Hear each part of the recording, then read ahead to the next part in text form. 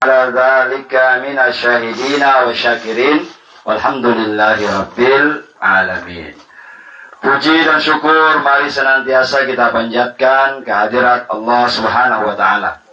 Pada malam hari yang berkah ini Allah kumpulkan kita di rumah duka ini dalam rangka berdoa bersama, dalam rangka berkumpul bersama untuk bertakziah, menghibur keluarga yang ditinggal wafat oleh orang tuanya.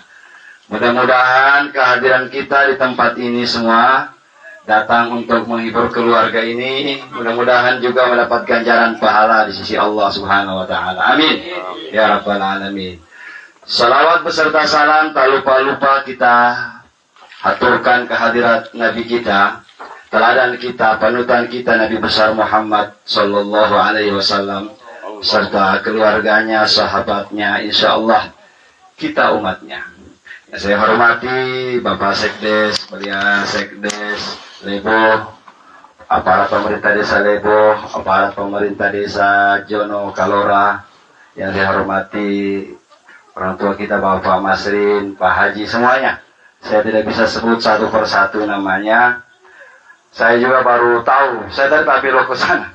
Saya kira Lebo itu ke arah kanan, nanti baru tahu saya ternyata di situ perbatasannya. Selama ini tahu kalau sudah jembatan layang, setelah itu sudah masuk Jono. Ternyata masih Lebo dan Dusun 3 ya, masih di sini. Alhamdulillah juga ada masyarakat Jono, ada Imam Jono Kalora juga saya lihat hadir ini, yang saya hormati. Kita malam ini tentu dalam setiap takziah selalu kita ini itu harus dijelaskan oleh seseorang, oleh orang dan diterima dengan tenang. Susah kalau kita mau bicara mati pas takziah, pas acara resepsi. Misalnya ini resepsi pernikahan, orang lagi gembira-gembiranya, belum lagi elektron, kita mau cerita tentang mati, tidak masuk di otak itu, ya. Atau kita mau bicara sementara orang menonton bola, kita ingat-ingat mati, mau mati, bahaya itu. Apa itu? Ya. Tetapi ketika di acara takziah begini, kita betul-betul diajarkan, betul-betul kita saling berbagi informasi. Karena mati ini, kita bicara mati, saya pun belum pernah mati, bapak-bapak juga belum pernah mati.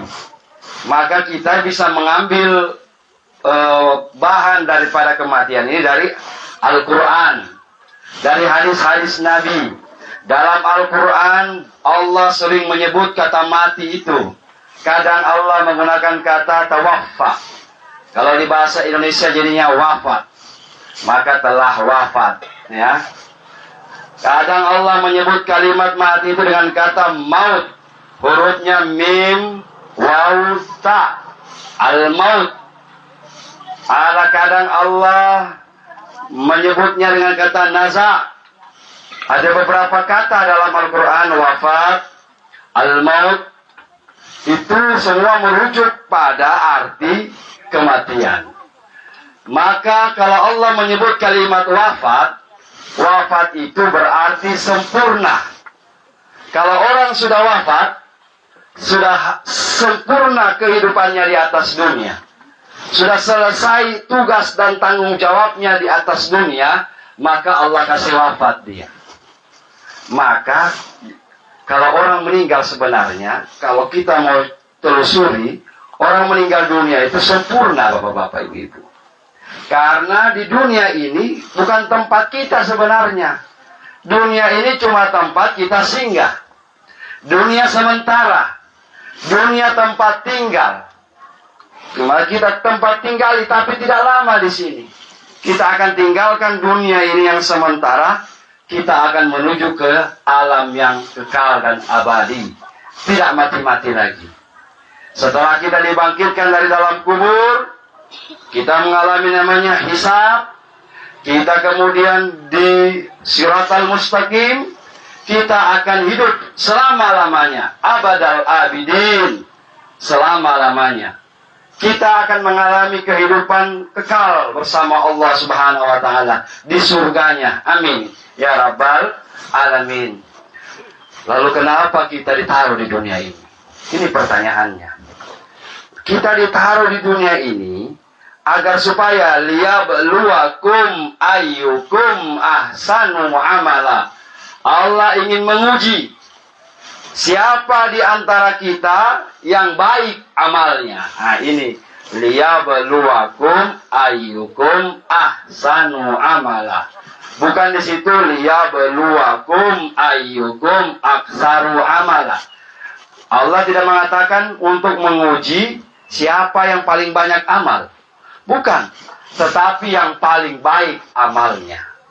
Kalau disebut paling banyak amal, tentu kita tidak usah kerja. Tidak usah begini-begini, kita cari amal saja sebanyak-banyaknya. Padahal bukan itu. Yang Allah minta bukan banyaknya amal, tetapi yang Allah minta ini baiknya amal kita. Kita sholat, berkali-kali kita sholat. Setiap hari 5 kali sehari semalam. Ditambah lagi sholat sunnah, sholat qabliyah, sholat ba'diyah, sholat tahajud, sholat witir. Itu banyak. Tetapi yang Allah minta yang sempurna. Kita sholat maghrib takbir, Allahu Akbar. Sempurnakan sholat kita. Perbaiki rukunnya. Perbaiki niat kita dalam sholat. Walaupun cuma sholat 5 waktu sehari semalam ini yang kita jaga, dengan baik dan sempurna kita laksanakan, itu lebih baik daripada 1000 rakaat, tetapi tidak sempurna. Maka disinilah fungsinya kita, mulailah kita memperbaiki amal kita. Kita punya sedekah misalnya. Sedekah kita banyak. Di sini, tetapi dalam hati kita masih ada riya. Masih ingin dipuji orang. Masih ingin orang suka disebut. Berarti kita punya sedekah itu niatnya yang salah. Maka mudah-mudahanlah. Maka dalam agama kita ini ada istilahnya ilmu tasawuf. Ya, ada ilmu syariat. Ilmu syariat itu ilmu yang mengajarkan kita hukum-hukum agama yang dasar-dasar. Ya, mulai kita diajarkan tentang tohara, pembersihan diri. Tohara itu ada namanya hadas, ada namanya najas. Najis ada 3, mughalladha, mukhaffafah, mutawassitah. Kalau disebut hadas, ada hadas besar, ada hadas kecil. Maka dari pelajaran syariat ini kita diajarkan. Itulah sudah fungsinya ibtidaiyah. Itu sudah fungsinya sanawiyah, aliyah, pondok pesantren. Anak-anak kita dari kecil diajarkan sudah itu. Ini najis, ya. Najis berat. Disebut najis apa? Mughalladha. Najisnya babi dan anjing. Maka ketika sudah tahu itu, maka orang Islam jauhi. Jangan sampai bersentuhan dengan anjing, bersentuhan dengan babi. Orang Islam disebut itu najis, tetapi kalau dipegang. Cuma sekarang di mana-mana bukan cuma dipegang itu najis, dijual lain. Ya. Di mana-mana saya sampaikan, ada itu Manado Bahlul juga itu, ya. Tukar beli anjing. Tidak boleh umat Islam jual. Jadi daripada Ustaz Ridwan itu, biar saya tertangkap sendiri. Jangan, kita yang berjual. Kenapa itu barang najis? Tidak bisa kita jual, ya. Maka di mana-mana itu saya sampaikan, bukan cuma di sini. Tidak boleh, karena itu sudah jelas-jelas Allah sebut itu barang najis kalau dipegang, ya, kalau disentuh. Cuma sekarang ini orang kalau melihat anjing, yang pertama dia lihat mana batu, mau dilempar. Apa salahnya anjing? Anjing kalau dipegang, kalau disentuh itu baru najis. Begitu juga babi. Nah, kalau menggigit, itu lebih parah lagi. Bapak, ibu-ibu, itu najis. Ada 3. Najis mutawassitah. Najis pertengahan. Baulus sabi. Kencing anak laki-laki. Nah, ini perempuan lagi protes. Ya. Kencing anak laki-laki itu najis ringan. kencing anak perempuan, najis pertengahan. Apa perbedaannya itu? Mungkin dari segi baunya bahkan. Tidak paham. Ya, jangan protes. Sudah begitu, ya. Kalau anak laki-laki itu dia masuk kategori najis. Kalau anak kita ini, kita punya anak-anak ini, la yakul illa laban. Tidak makan, tidak minum, kecuali air susu ibunya. Kita punya anak umur 1 tahun, 1,5 tahun, masih bayi. Dia tidak makan, tidak minum, kecuali air susu saja, dia batoto terus. Maka dia kategori najis ringan. Najis ringan. Dia kalau kena kencingnya bayi, itu tinggal dipercik-percik saja. Asal anak yang belum makan itu. Tapi sekarang tidak ada lagi. Pokoknya najis pertengahan semua. Karena kita punya anak umur 3 bulan sudah makan pagata. Baru 5 bulan sudah dikasih makan pisang goreng. Sudah dikasih makan, baru 3 bulan sudah minum SGM. Laktogen. Tidak dapat lagi. Pokoknya sekarang kencing anak-anak masuk naik tingkat dia. Sudah najis pertengahan. Kalau kena kencingnya anak, dicuci bapak-bapak ibu-ibu. Kasih bersih. Tapi kalau anak-anak masih bayi, kalau dia berkincing, misalnya kita mau sholat. Ya, ini baju sholat ini. Udah kincingi anak-anak. Nah, kita tinggal tanya, ini anak makan apa? Oh, dia bilang belum, masih batoto. Oh, boleh, dipercik-percik saja. Tetapi kalau dia sudah makan pagata, seperti saya bilang tadi itu, langsung dibuka baju. Bukan najis. Nah, ini semua diajarkan dalam ilmu syariat. Berikutnya, tidak cukup sampai di sini saja. Kita belajar lagi, ada istilah ilmu thariqah, tarekat. Biasa sekarang itu. Cuma sekarang tarekat ini perlu dibenahi. Karena banyak istilahnya sekarang tarekat kampung. Tarekat sebenarnya ini boleh. Iya, itu susunannya bapak-bapak ibu-ibu. Cuma kita harus berguru kepada guru yang benar-benar memahami ilmu itu. Jangan sampai salah belajar, ya. Banyak di mana-mana cuma mengandalkan buku. Mohon maaf, buku pengenalan diri. Itu betul. Tetapi dalam aplikasinya nanti, kalau kita tidak punya guru, bisa salah nanti. Maka dikatakan wa malam bisyaihi, siapa yang tidak punya guru, fasyaihuhu syaitan.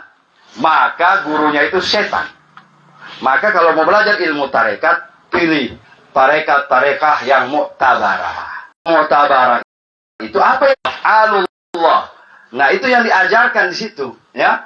Maka bolehlah kita mulai bertanya-tanya pada orang-orang tua kita. Oh, jangan bilang, oh, orang tarekat itu sesat. Kata siapa? Itu namanya hadap. Ya, baca setiap malam Jumat, kita baca Maulid Nabi. Habis sholat, kita baca la ilaha illallah wahdahu la syarikalah 10 kali. Ya, itu. Ada namanya tarekat Naqsabandiyah. Mungkin di mana-mana di Parigi ini paling banyak. Tarekat Naqsabandiyah, ya. Dia berzikir. Ya, dia berzikir kepada Allah Subhanahu wa taala, cuma tata caranya ada. Ya. Jadi mereka orang-orang tarekat itu, mereka berzikir bukan cuma la ilaha illallah, la ilaha illallah, tetapi ada yang dituju. Ada dalam tubuh kita ini memang yang diinginkan untuk dibersihkan. Maka metode-metode tarekat ini adalah metode pembersihan diri. Membersihkan diri kita dari macam-macam dosa. Ada tarekat Qadariyah. Tarekatnya Syekh Abdul Qadir Al-Jailani. Di situ juga diajarkan. Maka jangan heran bapak-bapak ibu-ibu.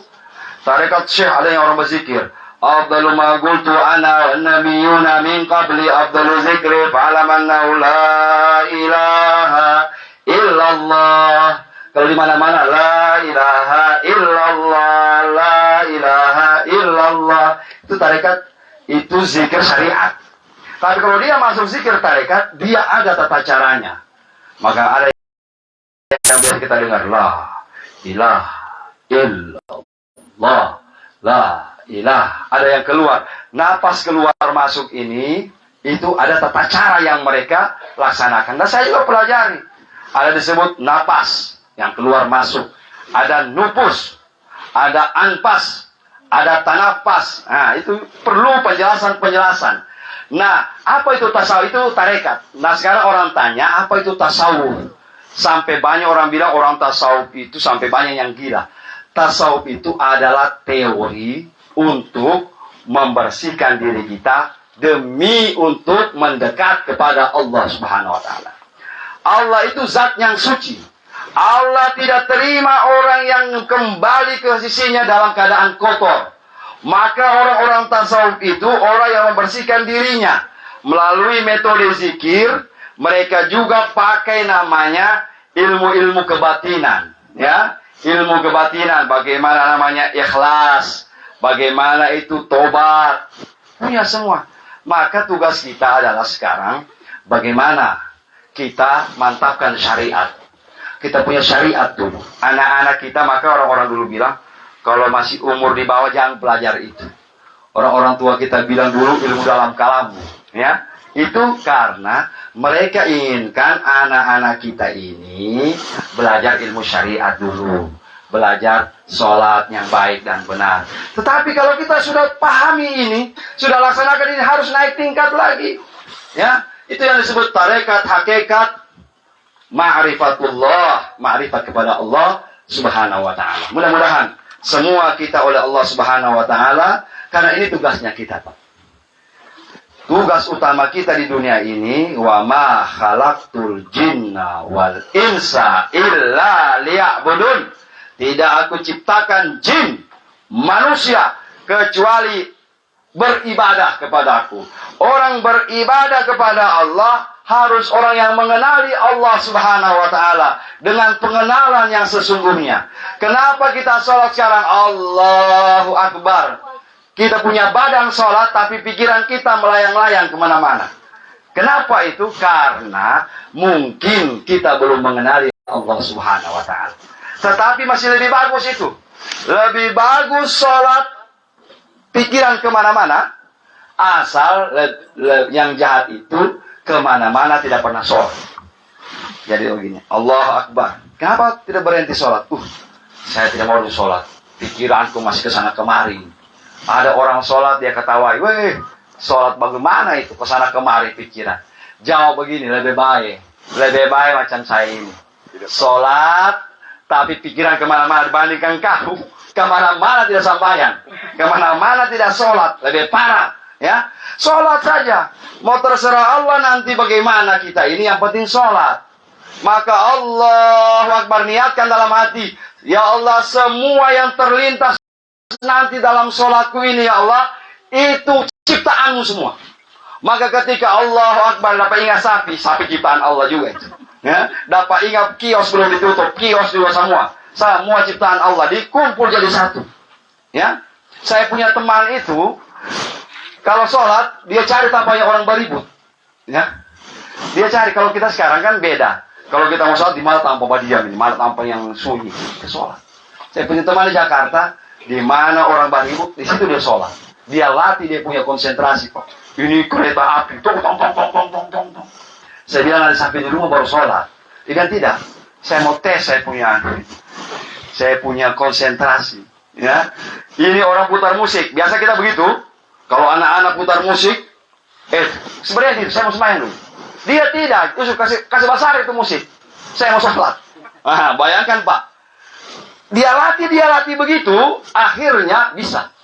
Dan kalau kita punya telinga ini, Pak, sudah terbiasa, insya Allah.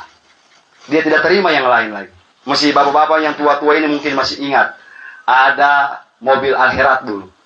Mobil Wia. Ya, orang bilang mobil Wia. Abah di situ. Dia punya sopir itu Om Dadu. Om Dadung baru. Om Dadung baru.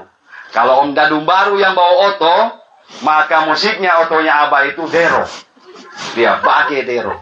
Tapi kalau saya bawa oto, karena saya masih muda zaman itu, disco dipakai. Jadi itu orang bilang, kamu itu bawa Abah putar lagu begitu. Dia tidak marah. Bukan dia tidak marah, dia tidak dengar. Dia tidak dengar, Pak.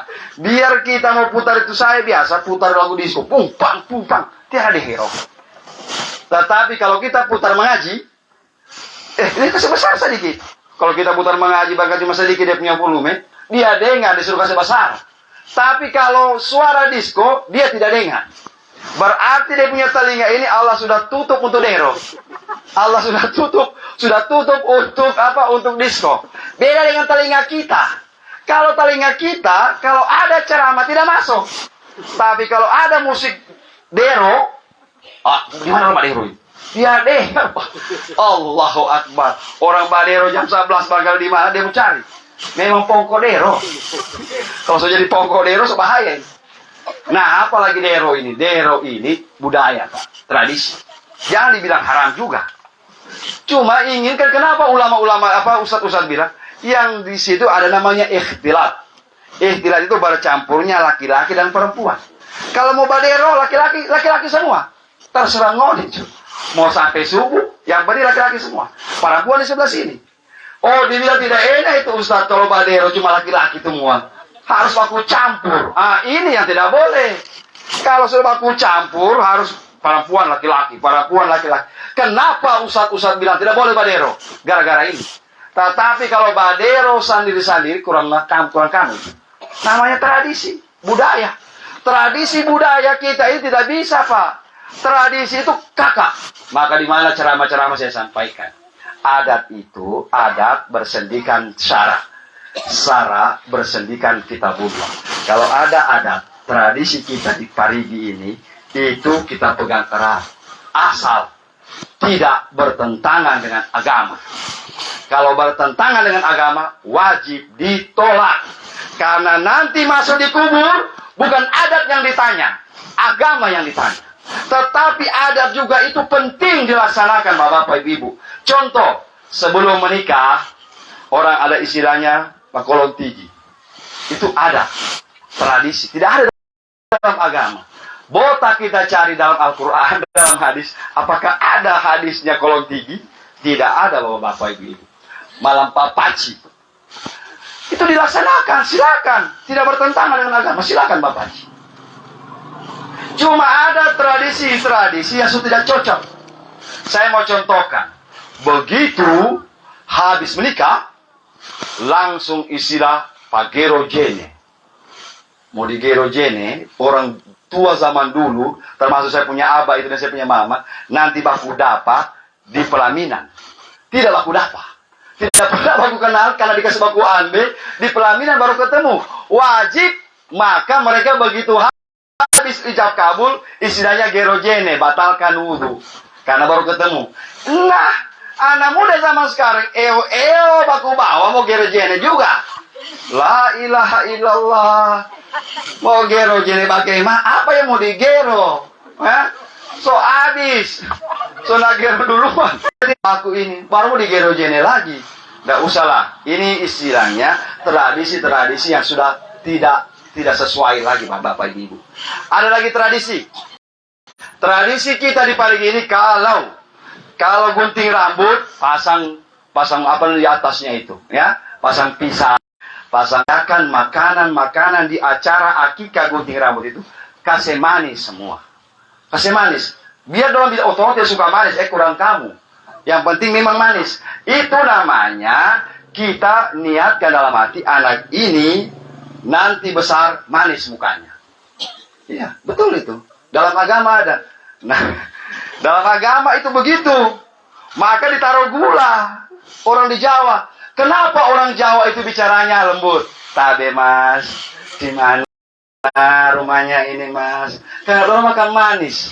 Beda dengan orang-orang Parigi. Muhammad makan rica terus. Apalagi orang Gorontalo. Ilaha illallah.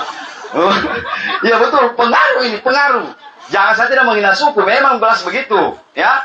Maka orang Jawa itu diinjak kakinya, mas, kaki saya masih mau dipakai, Bu. Diinjak kakinya, dia bilang dia punya kaki masih mau dipakai. Coba injak kakinya orang Parigi.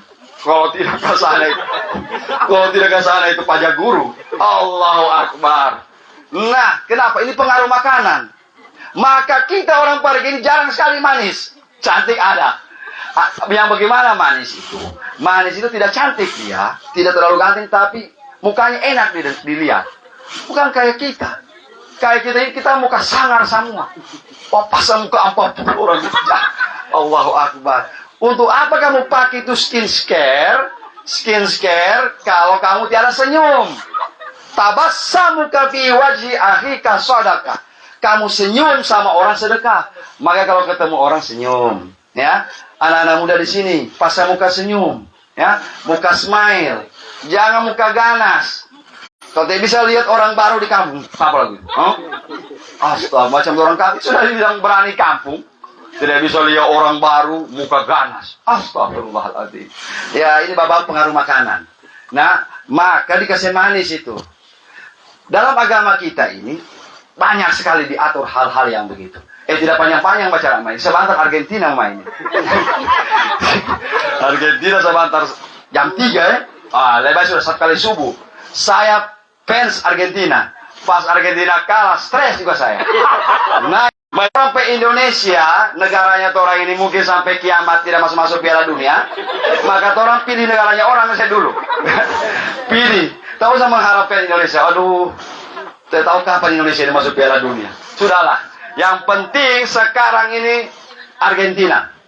Sekarang hikmahnya apa? Jangan baku pandang enteng orang. Ya, kalau lihat hebat ini, mau menang. Belum tentu. Argentina dikasih kalah Saudi Arabia. Ini pemain Argentina ini. Jerman dikasih kalah sama Jepang. Ini bapak-bapak ibu-ibu, artinya dalam hidup di dunia ini tidak boleh baku pandang enteng, ya. Jangan lihat orang lemah ternyata kuat. Demikian, itu pelajaran dari bola, ya. Ini saya sampai suka bola sekarang, ya, suka bola juga, malah bikin grup anak-anak bola. Banyak hal yang bisa dipelajari dari bola itu. Banyak nilai-nilai Islami dalam sepak bola itu kalau kita mau terapkan dalam kehidupan. Contoh, pas baku hantam, baku binti, jatuh, upayakan yang baku jatuh, angkat tangannya, pegang tangannya. Berarti apa? Bola itu cuma 2 kali 45 menit baku lawan. Tetapi selebihnya kita teman. Begitu bapak-bapak ibu. Boleh kita bersaing dalam dunia ini. Bersaing bisnis, bersaing jabatan, bersaing prestasi. Tetapi jangan selama-lamanya. Ya, namanya saingan politik pasti ada. Tetapi upayakan setelah selesai semuanya, kita kembali lagi. Semoga, ya. Mungkin ini yang diterapkan oleh beliau ini. Pak Masih sudah berapa periode ini. Mungkin begitu. Karena sekarang banyak juga caleg. Begitu kalau tidak pilih dia tahu bukan pilih saya. So dia tidak omong orang. Allahu Akbar. Bukan sampai pemilik. Masya Allah. Gara-gara bacalek, orang kampung itu tidak pilih saya. Tak usah dipilih akan. Allahu Akbar. Berarti ini politik ini sampai mau mati kita. Padahal politik itu seperti itu saya bilang. Selesai urusan pilih-pilih, memilih selesai, kembali seperti biasa. Mudah-mudahanlah bapak-bapak, karena dunia ini sementara. Kalau kita mau kejar ini dunia, sampai mati pun Pak, tidak mau dapat ini. Boleh berencana, saya mau jadi ini, mau jadi ini, mau jadi ini. Tetapi kita harus punya la haula wala quwata illa billah. Tidak usah takut dengan dunia ini. Tidak usah takut orang benci. Tidak usah takut orang jengkel. Yang penting kita di jalan Allah, lanjutkan saja. Jangan bilang saya takut orang mau berbicara akal. Saya takut oleh orang mau bilang apa. Kalau lurus jalan kita, insya Allah. Kata Allah dalam Al-Quran, dalam hadis Qudsi, satu dunia.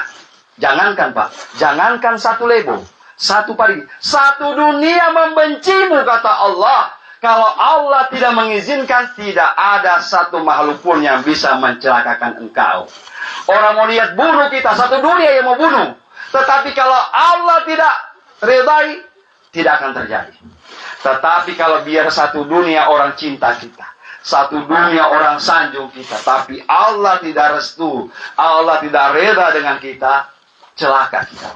Maka mudah-mudahan yang kita cari ini, ilahi anta maksudi waridaka matlubi. Kalau sholat orang-orang tarekat begitu, ilahi, Tuhan itu anta maksudi, hanya engkau yang aku maksud, waridaka matlubi, keredaanmu yang aku cari ya Allah. Dia kasih keluar, naik napasnya, turun, dia angkat, Allahu Akbar. Pas takbir angkat napas, pas ruku turun napas. Itu yang disebut sholat ruh. Maksudnya bukan cuma badannya yang sholat, yang di dalam juga sholat. Sholat yang benar-benar diterima Allah Subhanahu wa Ta'ala. Bapak, Ibu, seperti yang saya bilang tadi, barangkali kita sebentar ini persiapan juga mau nonton Argentina. Saya mau pulang mau bikin susu dulu, ya, telur, supaya sebentar tahan mata, minum kopi, dan rokok jangan sampai lupa. Beli memang. Mudah-mudahan menang Argentina. Amin. Amin. Kalau kalah lagi nih berangkat Argentina mati. Saya mau kasih contoh ceritain. Saya punya teman ini. Sehat-sehat, Pak. Mungkin dia ada belajar ilmu. Ada sehat-sehat. Dia kasih itu. Dia bilang, kau panggil papamu. Biar saya mau mati. Saya hitung sampai 100 ya. Dia bilang, enak doyo dia bilang orang. Bagaimana mati bermain hati? Tidak, saya hitung sampai 100. Kau tidak datang dengan papamu, kau tidak dapat lagi saya. Mulai dia baru Pak. Dia mulai berhitung. 1, 2, pas 10 Pak. Lari dia punya istri. Istrinya bilang, jangan-jangan mau betul ini. Lari dia panggil lebih papa. Sampai di situ Pak, sampai di rumah itu sudah 80.